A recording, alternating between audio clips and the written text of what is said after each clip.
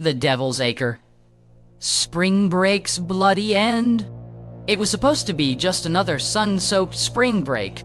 Sarah Jenkins, 19, a bright-eyed sophomore at Baylor University, arrived in South Padre Island, Texas, on March 10, 2004. She was your typical college kid, slightly stressed about finals, buzzing with the excitement of freedom and cheap beer.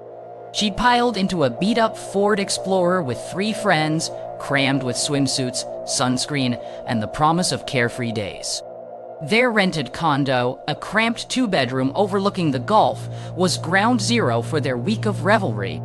That night, around 9:00 p.m., Sarah decided to walk to the convenience store a few blocks down Padre Boulevard for snacks.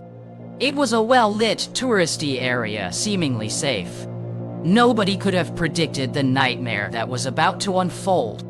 At approximately 9:45 p.m., witnesses later testified a red extended cab pickup truck, heavily rusted and with a missing tailgate, slowed beside Sarah near the corner of Marlin Street and Gulf Boulevard. A man leaned out. "Hey, want a ride? Long walk back," he allegedly said, his voice slurred.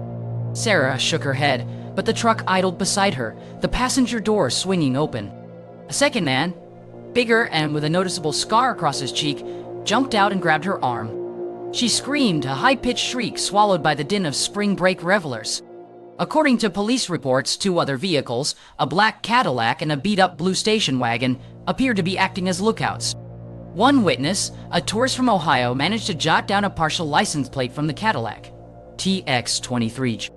Another saw Sarah struggling violently as she was forced into the truck. By 10:00 p.m., Sarah's friends back at the condo were starting to worry. Phone calls went unanswered. By midnight, they reported her missing to the South Padre Island Police Department. A frantic search began, but the red truck had vanished into thin air.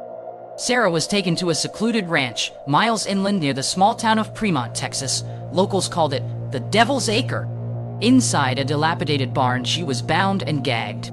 For the next 3 days, she endured unimaginable horrors. The kidnappers, it turned out, were members of a fringe religious cult led by a man calling himself the Shepherd. His twisted theology demanded a sacrifice. A young, fair-haired woman offered to appease ancient deities. Details are scarce and deliberately withheld by law enforcement for the sake of Sarah's family. But what is known is chilling. Ritualistic markings were carved into her skin. She was starved, deprived of water, and subjected to psychological torture. The shepherd, according to later confessions, believed that her blood would purify the land. The break in the case came on March 13.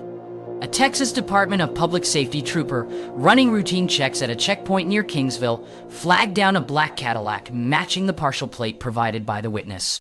The driver, sweating profusely, couldn't explain the vehicle's registration. A search revealed traces of blood in the trunk. That led investigators to the ranch. They found Sarah barely alive, locked in a makeshift cell in the barn, surrounded by disturbing symbols and the stench of decay. The scene was described by one officer as a doorway to hell. While the shepherd and his followers were apprehended and ultimately convicted, did they act alone? And will we ever know the full extent of the depravity that occurred within the Devil's Acre?